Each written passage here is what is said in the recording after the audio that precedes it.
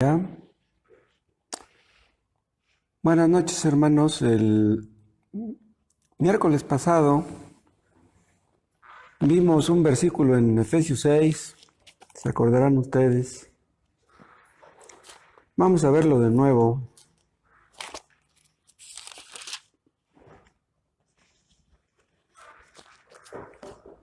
Es donde habla el apóstol Pablo acerca del combate espiritual, donde toca el tema de la armadura de Dios.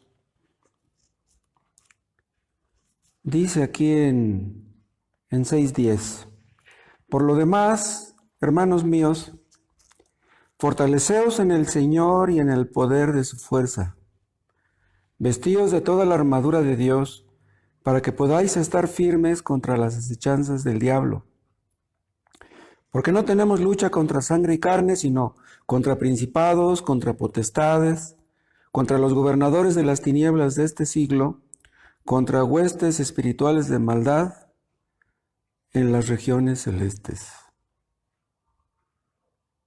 No hay muchos versículos donde ustedes pueden leer acerca de la armadura, pero pues al buen entendedor pocas palabras. Estamos en una guerra, inmersos en una guerra espiritual, y debemos ponernos esta armadura. Pero vean, debemos ponérnosla siempre. Los antiguos soldados se ponían la armadura cuando iban a la guerra. Cuando regresaban a la casa, pues se la quitaban. Pero nosotros no podemos darnos el lujo de quitárnosla. Esta es una armadura muy especial. En un sentido, aún dormidos tenemos puesta la armadura. Tenemos lucha no contra los hombres, no contra sangre y carne. Tenemos lucha contra el enemigo que trata de destruirnos. El apóstol Pablo nos habla aquí más o menos del poder del enemigo. ¿Con qué clase de enemigo nos estamos enfrentando? Y digo más o menos porque aquí no todo es, no es un tema exhaustivo aquí. Hay muchos versículos donde nos hablan de las acechanzas, de las maquinaciones, de la astucia, del poder, de la crueldad del enemigo. Dios quiere que conozcamos a nuestro enemigo. Vean, Satanás nos oculta la realidad de Dios, pero Dios no nos oculta la realidad del enemigo. Cuando Satanás habla acerca de Dios, siempre miente. Él es el padre de mentira. Pero Dios siempre nos dice la verdad. Quiere que estemos enterados de con qué clase de enemigo nos enfrentamos para que no nos descuidemos y seamos derribados. Vamos a ver este conflicto que tenemos, un conflicto perpetuo. Es un conflicto violento, es un conflicto universal, es un conflicto perpetuo. Es un conflicto que tendremos hasta el último día de nuestras vidas. El enemigo nunca se desanima, siempre está intentando derribarnos. Vean cómo el apóstol Pablo describe este combate. Dice el versículo 12, porque no tenemos lucha contra sangre y carne. Esta palabra, lucha, es tomada de aquellos tiempos cuando existía la lucha grecorromana. Nosotros no tenemos una lucha como la lucha grecorromana, porque esta lucha pues es un juego, es un deporte. Pero créanme que la lucha contra Satanás no es un juego, esto no es un deporte. La lucha contra el diablo es personal. La lucha grecorromana no es en equipos, es entre una persona y otra. Esto no quiere decir que el enemigo no tiene un pleito contra la iglesia de Cristo, o sea, algo colectivo. Sí, claro que sí. Pero la lucha del enemigo se concentra en cada uno de nosotros. El diablo lucha con cada creyente, odia a cada creyente. En la lucha entre dos ejércitos, los soldados no luchan siempre. Tienen sus treguas, tienen sus descansos, tienen sus respiros. Incluso hay guerras donde hay soldados que no sufren ni siquiera un rasguño. Pero la guerra contra el diablo no es así. En una guerra, el enemigo casi nunca apunta a un enemigo específico, sino al conjunto. Sobre todo las guerras de antes, ¿no? Donde tiraban las flechas, pues, a ver a quién le pegaban. Pero ahora el enemigo apunta a cada creyente. Los dardos de fuego del maligno no los avienta al aventón, no, nos los avienta a cada uno de nosotros. En la lucha grecorromana, cada luchador es objeto de la furia del otro. Y solamente hay un vencedor. Vean, Satanás odia a cada creyente. Quiere destruir a cada creyente. Y si ustedes no creen eso, si ustedes no creen que el enemigo tiene un pleito contra ustedes, un pleito personal, ya le están dando ventaja. Entonces vean lo que estoy diciendo. Satanás me odia a mí, quiere destruirme a mí, me tienta a mí. Satanás nos acusa a cada uno de nosotros. Debemos ver que el problema que tiene Satanás es un problema personal con cada uno de nosotros. Y lo mismo podemos decir acerca de las promesas de Dios. Dios ama a cada creyente. Dios me ama a mí. Dios me perdona a mí. Dios me cuida a mí.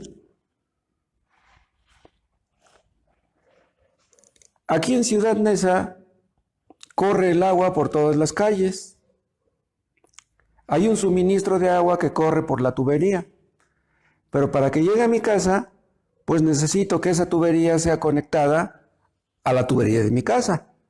Porque si mi tubería no funciona o está cortada o no hay ninguna tubería, pues entonces esa agua no me llega a mí. Entonces, debemos ver esas promesas como personales y esos ataques del enemigo como personales también. Es bueno, yo estoy mencionando la palabra personal, pero un ataque personal proviene de una persona, obviamente. Entonces, ¿qué estoy diciendo? Tenemos que entender que el diablo es una persona. Porque hay personas que parece que no les ha caído el 20 acerca de eso. Una persona que no entiende que Satanás es una persona, ¿entenderá que Dios es una persona? Satanás es un enemigo personal y Dios es un ser personal. Debemos creer eso porque si no estamos en problemas. La lucha del enemigo es una lucha.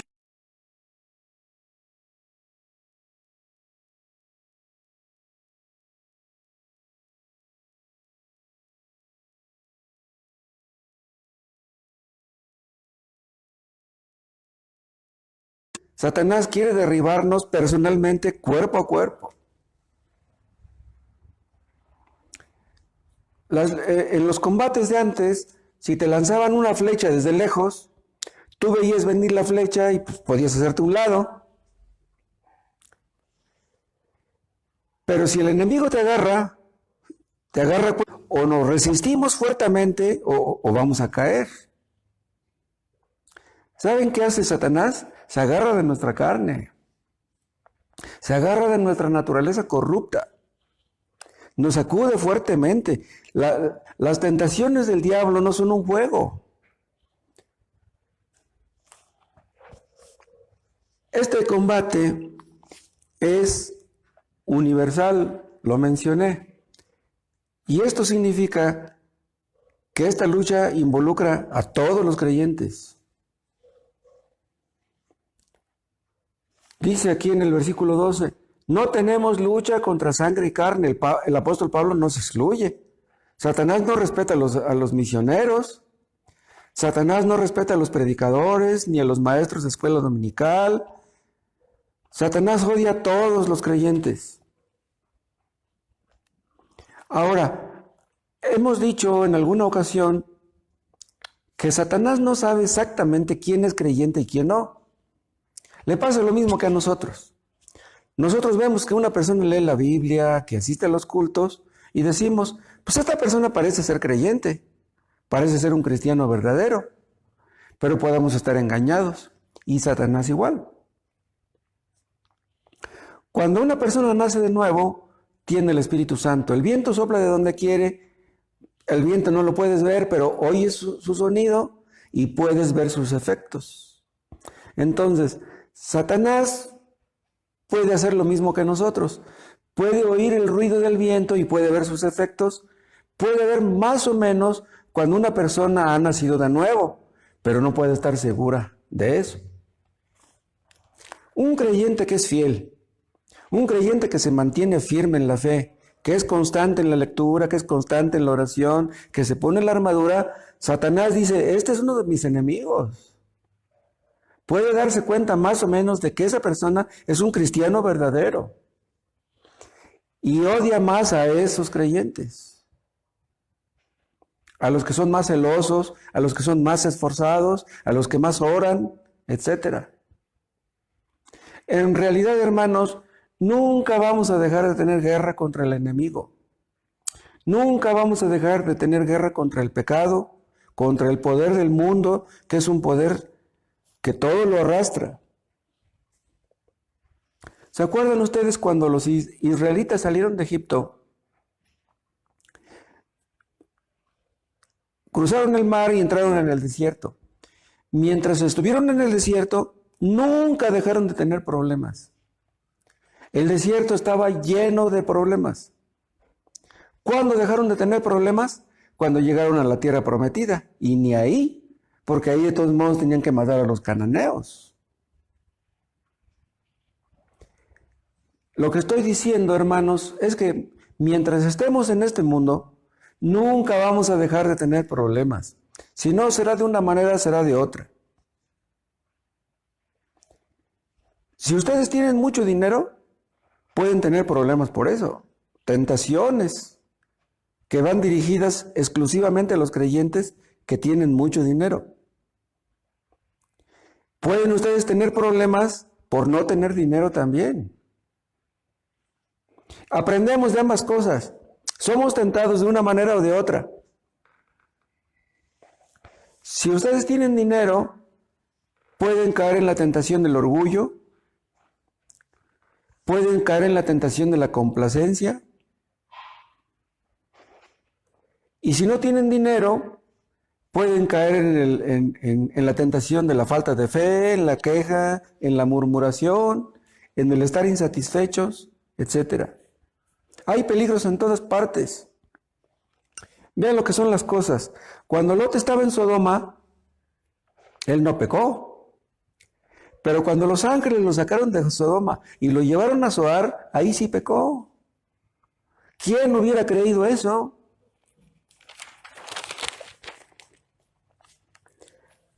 Pero ¿cómo fue que Lot pecó en Zoar después de que salió de Sodoma? ¿Acaso no vio que su mujer se convirtió en estatua de sal? ¿Acaso no vio que cayó fuego del cielo y azufre también? Vean ustedes cómo eso no le ayudó mucho, que digamos. Nosotros podemos ser tentados de muchas formas. El enemigo es muy astuto.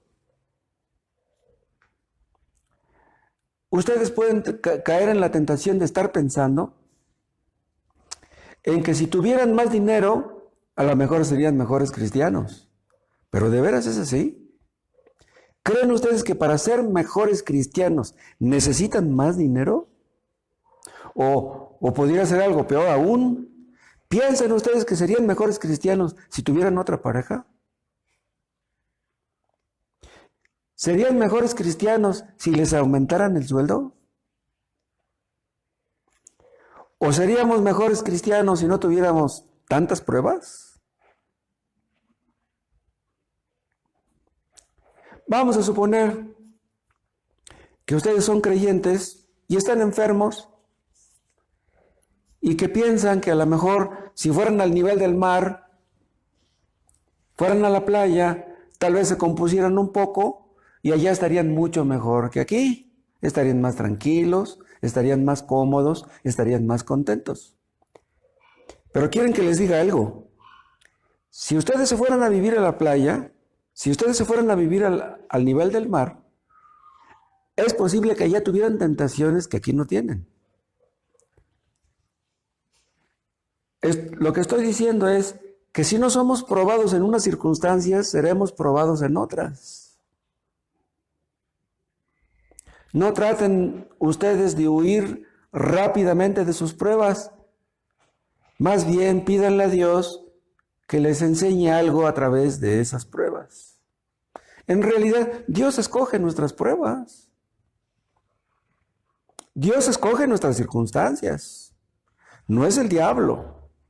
Por ejemplo, supongamos que uno de los que me están escuchando está confinado en una cuarentena por el COVID-19. ¿Quién escogió eso? ¿El diablo? No. ¿Ustedes? Tampoco. ¿Quién escogió eso? Pues fue Dios. ¿Se acuerdan ustedes quién llevó a Cristo al desierto para ser tentado?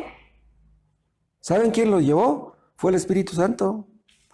El diablo no llevó a Cristo al desierto para ser tentado. Fue el Espíritu Santo. Si nuestras circunstancias cambian, tal vez Satanás cambie su estrategia, pero las pruebas van a venir y las tentaciones vendrán también. ¿Y saben por qué? Porque el problema no está fuera de nosotros. El problema está dentro. Satanás tiene dentro de nosotros un cómplice. ¿Se acuerdan ustedes que en una ocasión Cristo dijo, el enemigo nada tiene en mí? ¿Se acuerdan de eso? Eso lo dijo Cristo, pero nosotros no lo podemos decir. ¿Por qué Cristo dijo, el enemigo nada tiene en mí? Porque en Cristo no había pecado. O sea, en Cristo no había un cómplice del enemigo. Pero Satanás tiene un cómplice dentro de nosotros. La carne que mora en nosotros tiene la tendencia a hacerle más caso al enemigo que a Dios. Satanás nos tienta de muchas maneras. A Satanás no le gusta que evangelicemos. A Satanás no le gusta que estemos sembrando la palabra. No le gusta que regalemos un folleto, una Biblia, un disco cristiano. Y si no puede impedir que hagamos esas cosas, ¿saben qué va a hacer? Tratará de entretenernos. Tratará de distraernos. Nuestra carne es débil. Y en ese sentido tenemos cierta desventaja. Necesitamos fortalecernos en el Señor. Necesitamos velar y orar para no caer en tentación, como leemos en el contexto de los versículos que leímos. Nuestra carne es débil. Eso fue lo que Cristo le dijo a los discípulos que se quedaron dormidos en Getsemaní. ¿Se acuerdan? Velad y orad para que no caigáis en tentación, porque el espíritu de la verdad está dispuesto, mas la carne es débil. Y si la carne de Pedro, de Jacobo y de Juan, que eran apóstoles, era débil, pues imagínense la nuestra. ¿Por qué nuestra carne es débil? Vean, es lo que heredamos de Adán. Si le damos a nuestra carne lo que nos pide, se echa a perder más y más. Se vuelve ingobernable. Por eso dice el apóstol Pablo ahí en 1 Corintios 9, antes hiero mi cuerpo y lo pongo en servidumbre. O sea, el apóstol Pablo quería que su cuerpo lo sirviera a él. Vean, hermanos, nosotros no estamos para servir a nuestro cuerpo. Nuestro Dios no es el vientre. Nuestro Dios no es el estómago. No debemos proveer para los deseos de la carne, porque si le damos a nuestra carne todo lo que nos pide, entonces no le daremos al Espíritu lo que nos pide. ¿Me explico? Dentro de nosotros se libra una batalla, la carne contra el Espíritu, y una se opone a la otra para que no hagamos lo que quisiéramos. Pero tenemos la ayuda del Espíritu. El Espíritu está de nuestra parte. Debemos buscar siempre la ayuda del Espíritu para poder vencer en la lucha. No debemos darle todo lo que nos pide nuestro cuerpo, pero tampoco debemos llegar al otro extremo de negarle todo, porque hay personas que le niegan todo al cuerpo y no le dan nada, pero ¿saben qué pasa? Que en esos casos el espíritu se vuelve muy débil y se cansa. Hay personas que dicen ser cristianas y que ayunan una y otra vez y luego se jactan de que ayunan. Presumen de que ayunan. Un cristiano verdadero va a andarle presumiendo a otro que ayunó. Entonces, los que ayunan en demasía y se jactan de ello, supuestamente quieren mortificar la carne y en realidad hacen lo contrario, la alimentan. Déjenme decirles algo, solamente un cristiano verdadero le ayuda al ayuno. ¿Sí? Si ustedes no son cristianos verdaderos, aunque ayunen, eso no les va a ayudar de nada.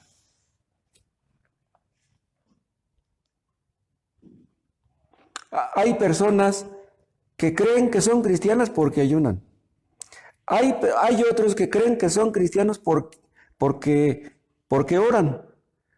O sea, unos creen que son cristianos porque ayunan y otros creen que son cristianos porque oran.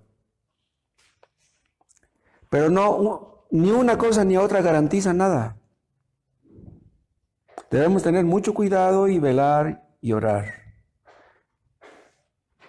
Debemos entender que no solamente luchamos contra nuestro cuerpo físico,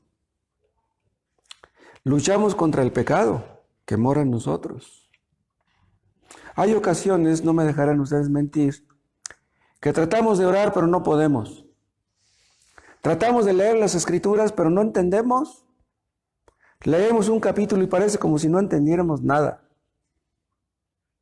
Pero ¿saben en dónde está el problema? El problema está en el pecado que mora en nosotros. El Espíritu Santo quiere ayudarnos a orar, quiere ayudarnos a entender la palabra. Debemos insistir en que Dios nos ayude en ese punto. El pecado nos asedia por todas partes y Satanás está detrás de nuestro pecado. Satanás se frota las manos.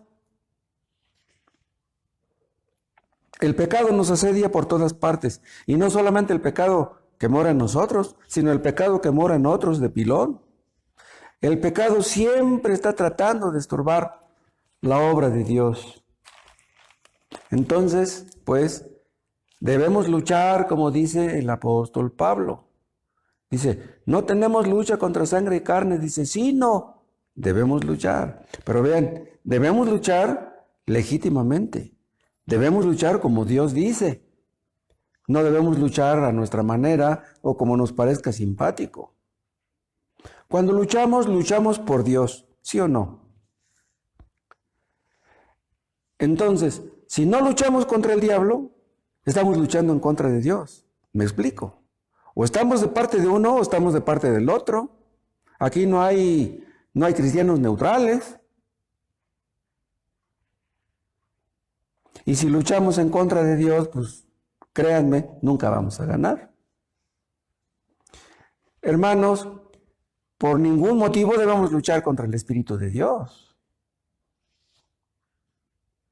Los fariseos de tiempos de Cristo fueron acusados de resistir siempre al Espíritu Santo. Dios nos libre de semejante cosa. Debemos luchar contra el enemigo, no contra el Espíritu de Dios. El Espíritu Santo nos anhela celosamente. ¿Se acuerdan? ¿Y en qué sentido el Espíritu Santo nos anhela? ¿Qué hace al anhelarnos? Vean, si el Espíritu Santo ve que nos acercamos al peligro, el Espíritu Santo no se va a quedar con los brazos cruzados. O sea, el Espíritu Santo luchará por nosotros.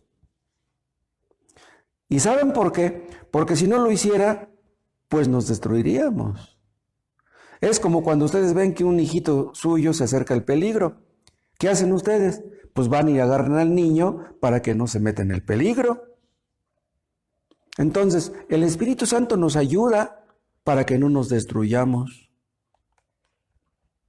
Si el Espíritu Santo ve que tenemos inclinaciones pecaminosas, si el Espíritu Santo ve que tenemos deseos pecaminosos, el Espíritu Santo va a hacer algo. Entonces, Dios nos libre de oponernos al Espíritu Santo. Contra quien tenemos que luchar es contra el enemigo. Tampoco debemos luchar, ¿saben contra quién? Contra la providencia de Dios. Hermanos, haga lo que haga Dios con nosotros, Dios hace siempre lo correcto. Dios nunca comete errores. Haga lo que haga, nunca comete errores. Los cristianos nunca debemos creer o pensar que somos víctimas de las circunstancias. Ningún cristiano es víctima de las circunstancias. Supongamos que hay un hermano que me está escuchando que está en cuarentena, está incómodo, no le gusta estar en su casa enfermo, quiere salir a la calle a trabajar, pero no puede.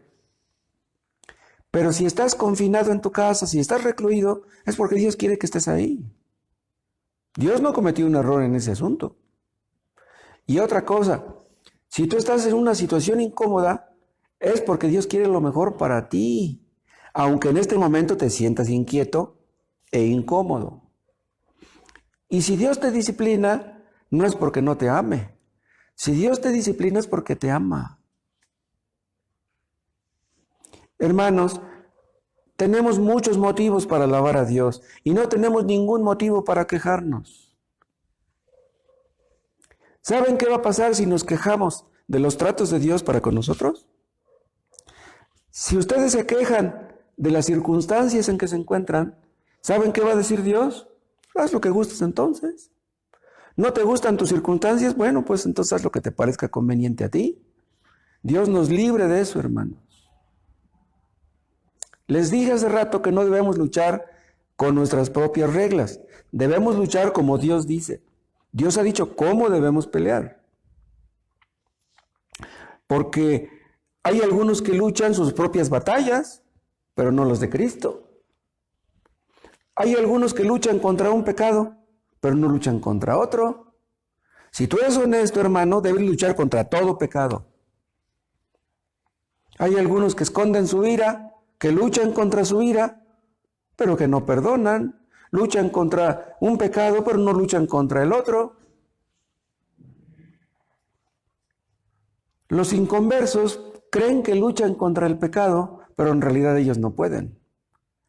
¿Saben contra qué luchan los inconversos? ¿Contra el qué dirán? Tratan de apartarse del pecado porque ¿qué va a pensar el pastor? ¿Qué van a pensar los hermanos? ¿Qué va a pensar mi pareja? ¿Qué van a pensar mis hijos? ¿Qué van a decir mis papás? Luchan contra el pecado supuestamente por quedar bien con la gente, pero ellos no quieren agradar a Dios. No luchan para agradar a Dios, no luchan legítimamente. Esa es una ofensa a Dios.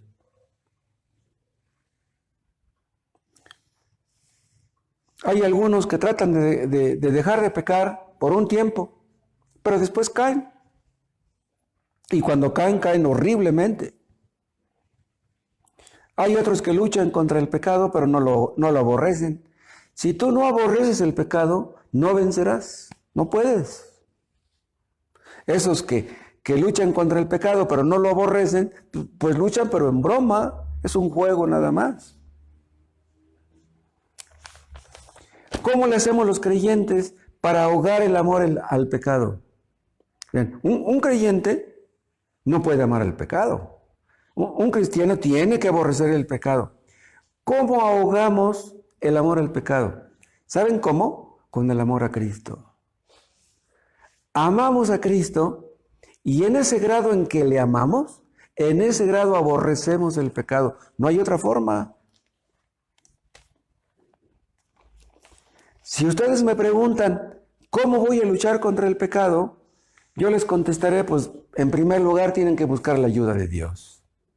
La guía del Espíritu Santo. Sin el Espíritu Santo es imposible que podamos vencer.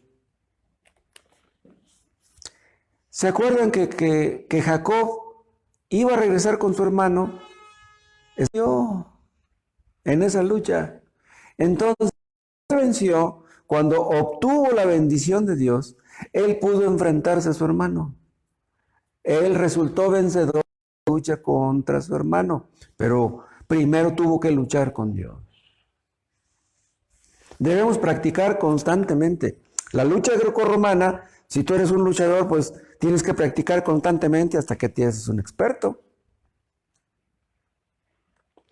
Los luchadores de la grecorromana, ¿cómo le hacen para vencer al enemigo?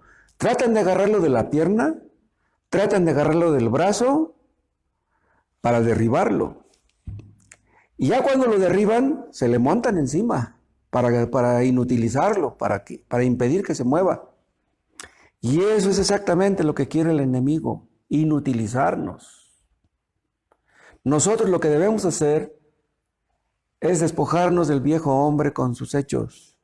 Debemos mortificar todo pecado conocido, guerra a muerte contra el pecado.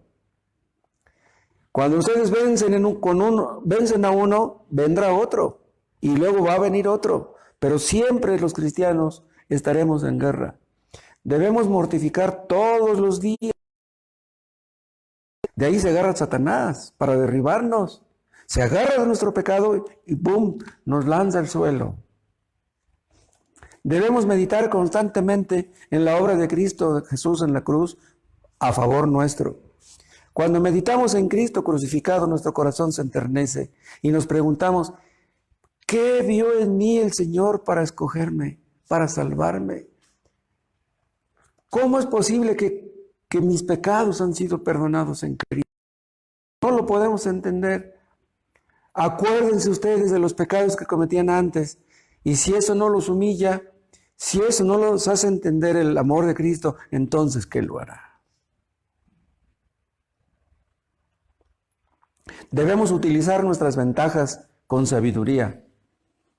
Les dije, si un luchador derriba al otro, se lanza encima de él para inutilizarlo. Si ustedes están luchando contra un pecado, no lo dejen respirar, no se acerquen al peligro. Huyan del enemigo, huyan de las pasiones juveniles y las que no son juveniles también. Huyan, apártense de todo pecado. ¿Por qué se los digo? Porque hay pecados que parece que ya están muertos, parece que ya están vencidos, pero ¿qué pasa? De repente se levantan, de repente resucitan y nos quieren destruir.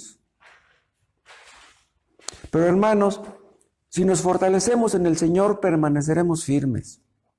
Si Dios es con nosotros, ¿quién contra nosotros? Son más los que están con nosotros que los que están con ellos. Con Cristo podemos vencer. Él venció y con su ayuda nosotros vencemos también. Ahora, aquí habla el apóstol Pablo de que debemos luchar, pero acuérdense lo que les dije hace un momento, solamente los creyentes luchan. Si ustedes no están luchando contra el pecado, ustedes no son creyentes. Entonces, no piensen que van rumbo al cielo, ustedes están en peligro.